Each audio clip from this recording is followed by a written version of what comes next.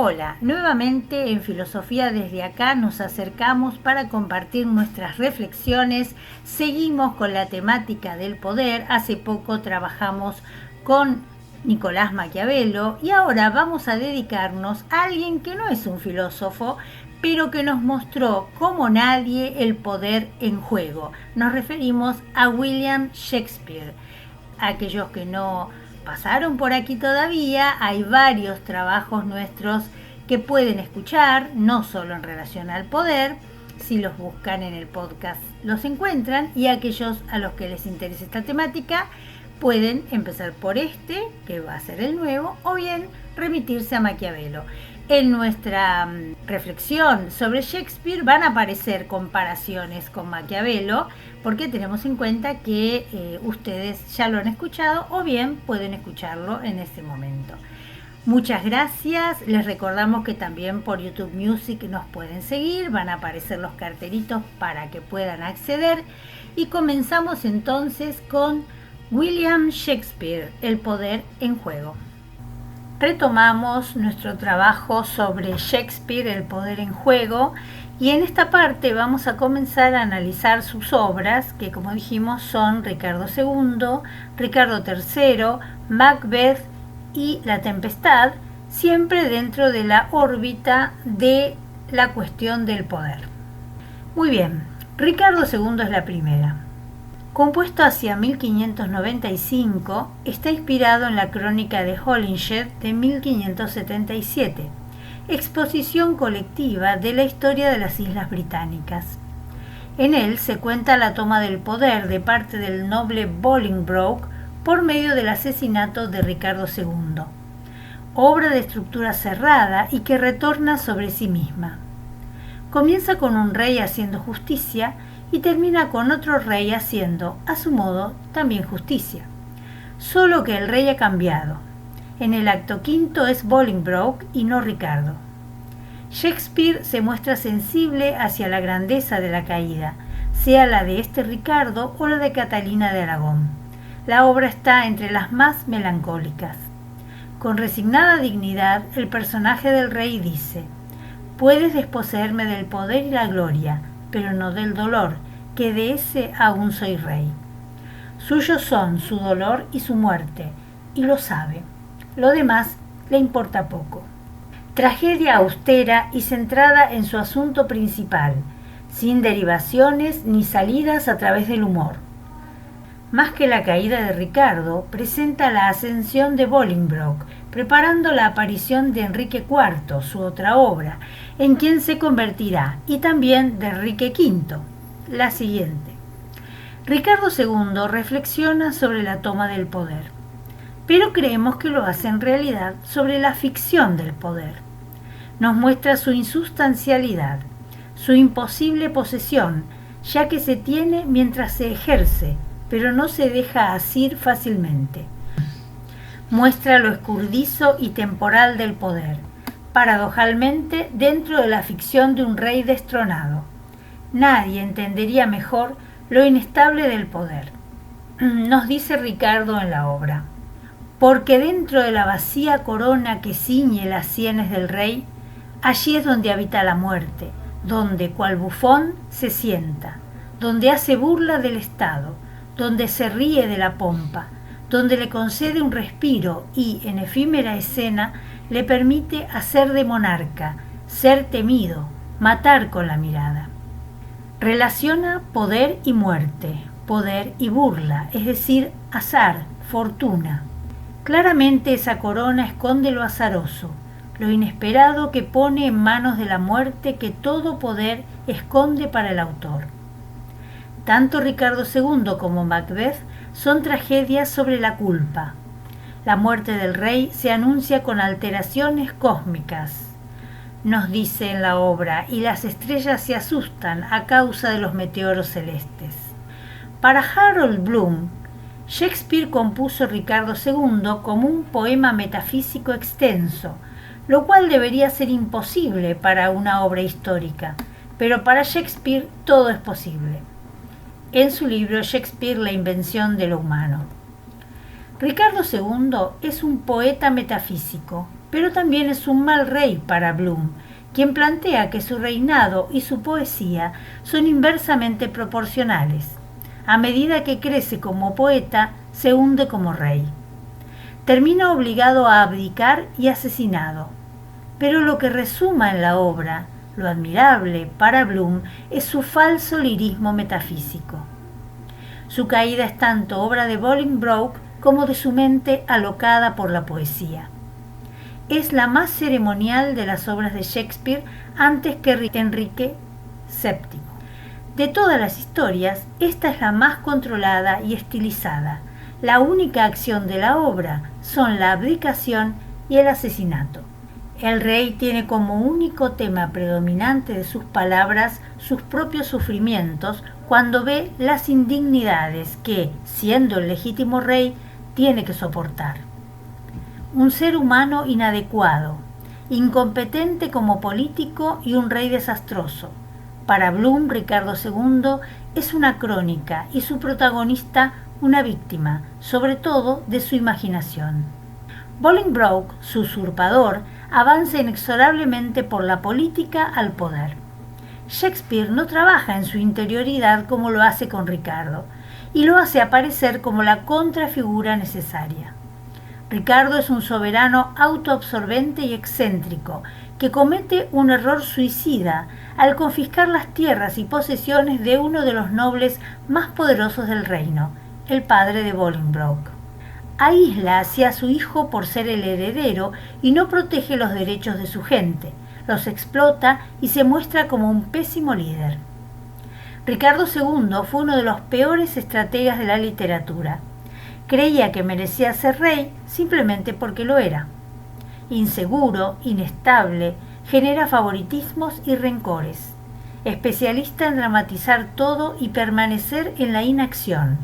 Peor cóctel de personalidad es imposible de obtener para ejercer el poder. De la otra parte, Bolingbroke es alguien de decisión y fortaleza propias. El noble Gante le dice a Ricardo: propietario de Inglaterra eres ahora, no rey. La riqueza no garantiza el poder político, son poderes de distinto orden. Cuando en el acto segundo Bolingbroke y sus partidarios plantean que solo han regresado por su herencia y su título por ser legítimo heredero de Lancaster, sabemos que vino por la corona.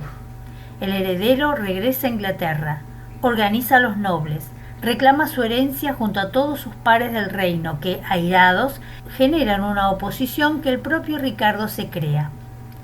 Mientras el rey se distrae con las guerras irlandesas, Bolingbroke, en nombre del rey, ejecuta a los más cercanos de sus partidarios y avanza sobre la reina. Una jugada de ajedrez. Derroca a Ricardo y asume el trono como el rey Enrique IV. Llegado al trono, se convierte en un gran estratega en el ámbito político y personal. Será un rey que ha luchado para serlo, es decir, verdaderamente un personaje político, que tiene virtud política y posee una estrategia, ya que usurpa el trono y aplaca una rebelión en su contra de forma rápida y eficaz. Ricardo, al regreso de Irlanda, ignora que prácticamente ya ha sido depuesto. Lo mejor que podía hacer era, como él mismo dice, sentarse en el suelo y contar tristes historias sobre la muerte de los reyes.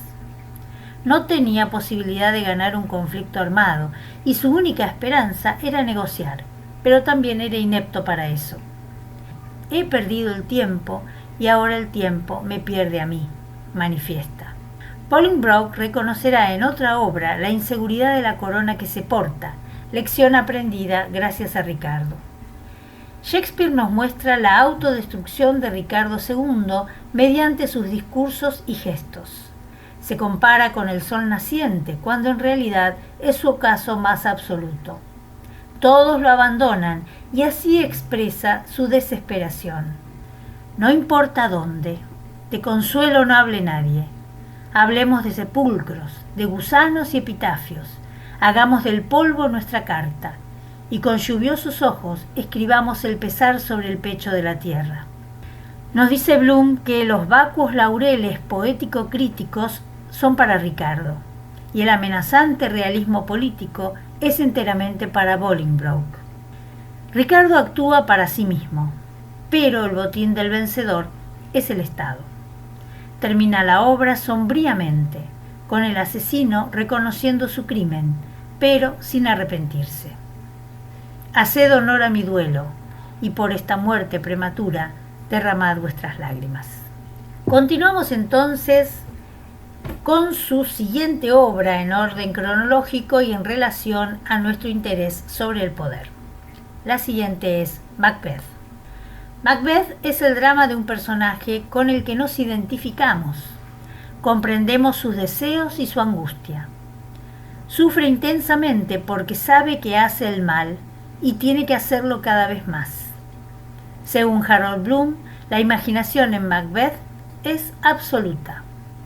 En Shakespeare, la invención de lo humano, nos dice Bloom, Macbeth nos aterra en parte porque ese aspecto de nuestra propia imaginación es efectivamente aterrador. Parece convertirnos en asesinos, ladrones, usurpadores y violadores. En Macbeth nos encontramos con un relato donde el fenómeno del poder pasa al primer plano. Es el primero de los textos históricos de Shakespeare, un conjunto de relatos de crímenes y donde el crimen es la puerta de acceso al poder. Como tal es el tema de Macbeth, no solo por tratarse de la historia de una pasión que conduce al delito, ni la historia de la ambición de Macbeth y sobre todo de Lady Macbeth, sino porque nos muestra las condiciones, los efectos y los resultados del crimen. Shakespeare parece comprender que los móviles no constituyen la esencia del delito, sino que el acto mismo del asesinato es un tema más importante. En la escena está solamente el acto criminal y el problema de la traición. La tentación de las brujas con las que da comienzo es una predicción que abre posibilidades en las que Macbeth no había pensado. Ser señor de Cawdor, por ejemplo, ya que el noble estaba vivo, y la posibilidad de ser rey, lo que trastoca totalmente su vida. La profecía también le anuncia que sus hijos no serán reyes. Entonces Macbeth comienza a calcular sus pasos para ser rey. Aunque echa la culpa a los astros, nos dice, mas venga lo que el ojo teme ver cuando suceda. Es decir, desea que suceda aún de mala forma, pero no quiere saberlo ni verlo, y tampoco ser consciente de lo que hará falta. La muerte del rey Duncan en manos de Macbeth puede interpretarse como un parricidio, ya que Macbeth le debe todo. Al asesinarlo para sustituirlo, suprime a aquel de quien derivan todas sus posiciones y títulos. En sus delitos, Macbeth mantendrá una pasividad que deriva de verse siempre como un soldado, es decir, como un asesino profesional. Macbeth y Lady Macbeth son personajes convincentes y profundamente enamorados uno del otro. No son demonios, sino humanos, demasiado humanos, como diría Nietzsche, incluidos sus crímenes y catástrofes. Muy humanamente ansía el poder Macbeth, pero también se siente culpable de lo que tiene que hacer para conseguirlo. Se imagina en el trono, cree que es capaz de pensar en asesinar al rey, pero por un momento se resiste a su impulso. Es cuando su esposa le susurra, cuando te atrevas a hacerlo, te convertirás en un hombre. A partir de entonces, te amaré. Su hombría y su relación están en juego. Sin embargo, aunque lo logre, el poder de Macbeth se encontrará siempre amenazado. Necesitará nuevas transgresiones y crímenes para sostenerlo. Cuando se le presenta este futuro posible, el presente ya no vale nada. Para Macbeth lo que todavía no existe es lo verdaderamente real. El futuro se convierte en algo que se contrapone y niega el valor del presente. Deja de ser algo a lo que conduce el desarrollo y el crecimiento de lo actual para convertirse en una obsesión omnipresente. Con respecto a la carta que Macbeth le envía al ser nombrado señor de Cawdor, Lady Macbeth comenta: «Eres Glamis y Cawdor, y serás cuanto te han prometido, pero desconfío de tu naturaleza. Te agradaría ser grande, pues no careces de ambición, pero te falta el instinto del mal, que debe secundarla. No quisieras hacer trampas. Ven aquí, que yo verteré mi coraje en tus oídos y barreré con el brío de mis palabras todos los obstáculos. Ella no lo considera con la disposición suficiente para hacer lo que hace falta. Carece de virtud, en términos de Maquiavelo, ya que la ambición de poder requeriría el poder no ser bueno. La simple bondad no sería un camino eficaz. Macbeth posee miedo de actuar, pero esa emoción no anula el deseo. Mientras que su esposa detenta mediante el discurso la capacidad de convencer y derribar los reparos para la acción. Lady Macbeth dice: para engañar al mundo, parécete al mundo. Lleva la bienvenida en los ojos, las manos, la lengua. Parécete a la cándida flor, pero sé la serpiente que hay debajo. Ella posee una clara conciencia de la importancia de la imagen, del valor de la apariencia. Lady Macbeth está descrita como terriblemente natural. Es consciente del riesgo, pues a Macbeth le falta lo único que sería necesario para lograr tal fin: el mal mismo. La posibilidad de hacer el mal, si es necesario, no está en su naturaleza. Entonces, será Lady Macbeth quien lo incite a la acción. Corred a mí, espíritus propulsores de pensamientos asesinos, cambiadme de sexo y desde los pies a la cabeza llenadme, haced que me desborde de la más implacable crueldad. Que ningún escrúpulo compatible con la naturaleza turbe mi propósito feroz, no se interponga entre el deseo y el golpe. Venid a mis senos maternales y convertid mi leche en hiel. Asistimos al anhelo de Lady Macbeth de tener las características de un hombre y así realizar las acciones que su esposo no puede. Muestra las agallas de una mujer en un reino de hombres, para quienes esas acciones son corrientes y posibles. Ella las realiza por y para su esposo. Como en otros dramas shakespearianos, la muerte y la locura están muy cerca. Pregunta Lady Macbeth: ¿te asusta ser el mismo en acción y valentía que el que eres en deseo? ¿Quieres lograr lo que estimas ornamento de la vida y en tu propia estimación vivir como un cobarde, poniendo el no me atrevo al servicio del quiero, como el gato del refrán? El gato del refrán quería comer pescado, pero no se atrevía a mojarse, según un proverbio inglés. Macbeth le contesta: ya basta, me atrevo a todo lo que sea digno de un hombre. Quien más se atreva, no lo es. La conciencia de Macbeth nuevamente aparece queriendo recuperar su dignidad. Shakespeare liga lo humano a lo correcto y al bien. El asesinato aparece como lo no humano, lo bestial, acción no digna del hombre. Clara muestra del ángel y la bestia en el mismo ser humano, típicos del Renacimiento. Pero Lady Macbeth le responde: entonces, ¿qué bestia te hizo revelarme este propósito?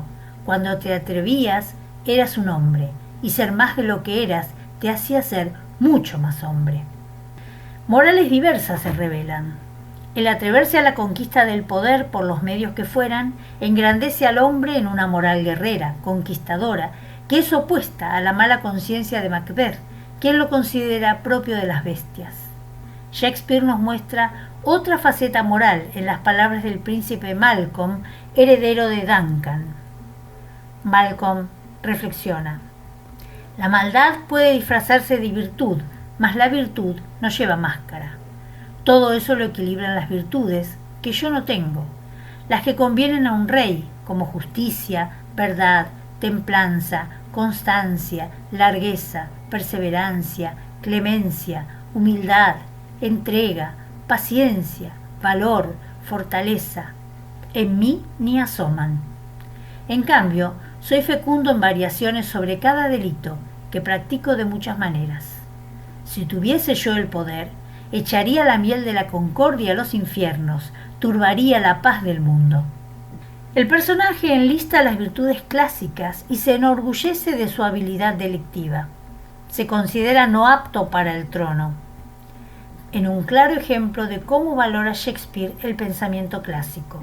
Macbeth siente que al quedar el poder en sus manos de esta forma, todo lo valorado ya no existe. Solo queda el poder como resultado.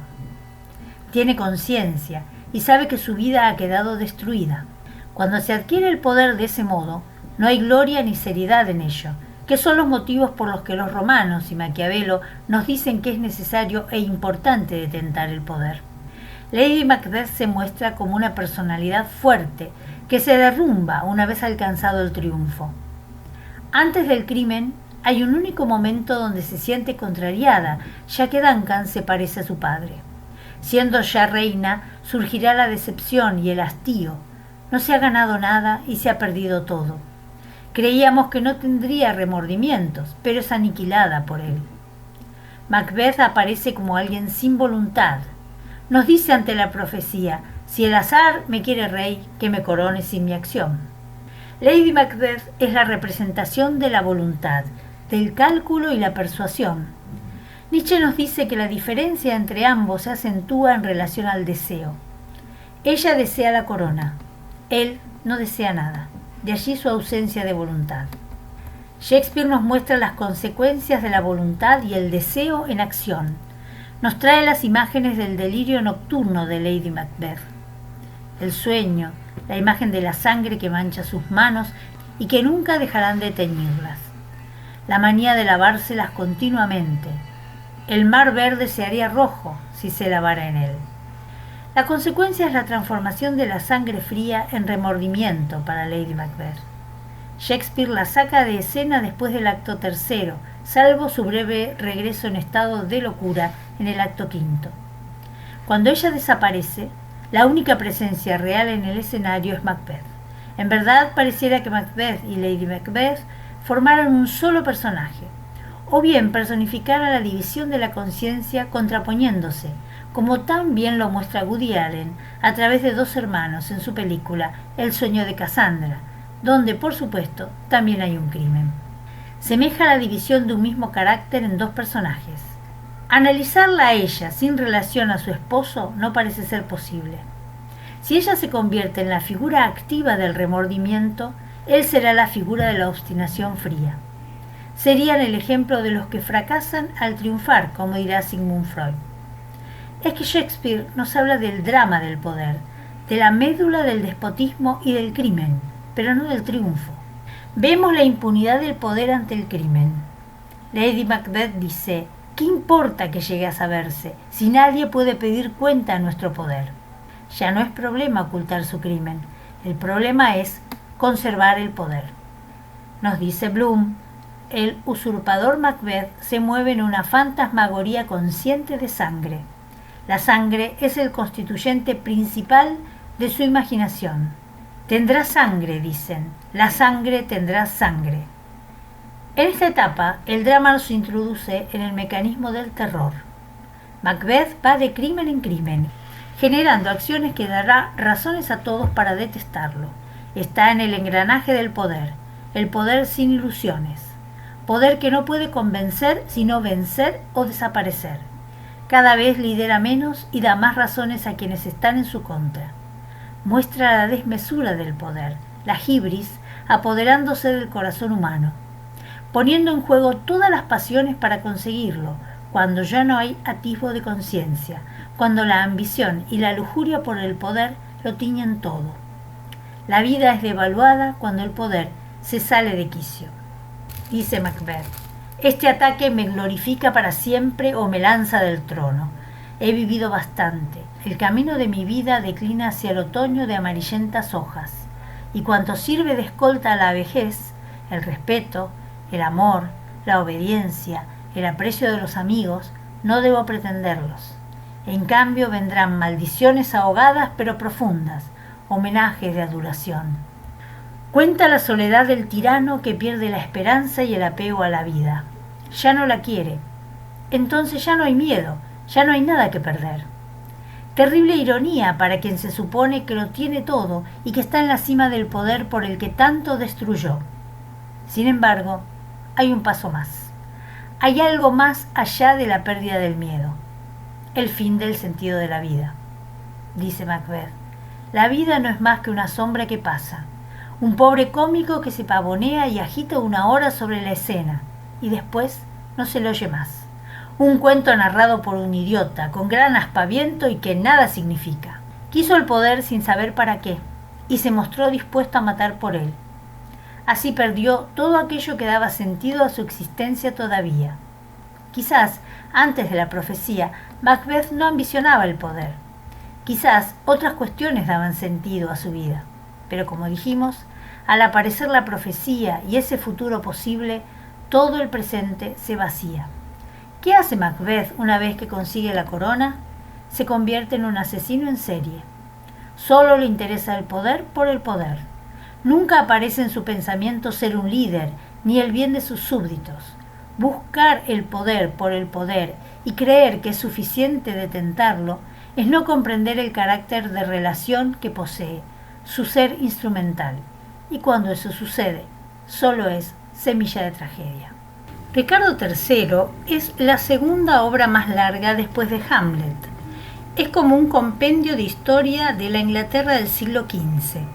Ricardo III puede leerse como una obra a favor de los Tudor, ya que es Enrique Tudor, el abuelo de Isabel, quien acaba con la lucha entre York y Lancaster. Es decir, podemos interpretarlo como un simple relato de hechos históricos, pero también puede leerse como una forma de poner en escena la ansiedad política que padecían todos los ingleses de esa época. ¿Qué va a pasar cuando muera la reina? ¿Cómo evitar una guerra civil? Ricardo III advierte a los espectadores isabelinos del peligro de una sucesión monárquica controvertida, de las atrocidades y los estragos de una guerra civil en tiempos en los que la muerte de la reina Isabel, soltera y sin herederos, acechaba a la vuelta de la esquina. Shakespeare logra con su obra la imposición de la versión oficial Tudor de la historia. También es la única vez que Shakespeare pone a un protagonista comenzando su propia obra con un soliloquio. Su personaje tiene la determinación de probarse como un villano, ya que lo considera el efecto de las condiciones que la naturaleza le ha dado. Nos dice Ricardo, y por tanto, como no puedo probar ser un amante, para entretener estos días justos y bien hablados, estoy decidido a demostrar que soy un villano y odiar los placeres ociosos de estos días. El amor abandonó a Ricardo desde el vientre de su madre. Toda la armonía y el orden que él nos proporciona estuvo ausente de su crianza. El caos que impera sobre su cuerpo se refleja en su mente corrompida. Ya que los cielos han moldeado así mi cuerpo, que el infierno tuerza mi mente para responder. Piensa. Para Harold Bloom, Ricardo es su drama. Ningún otro papel tiene demasiada importancia. Este drama se centra más plenamente en su héroe villano, mezcla de encanto y terror, y que excluye la piedad. Este Ricardo no tiene interioridad, la suplanta la relación asombrosamente íntima del héroe villano con el público.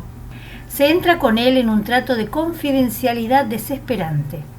No somos capaces de resistir al escandaloso encanto de Ricardo, nos hace sus divertidos cómplices.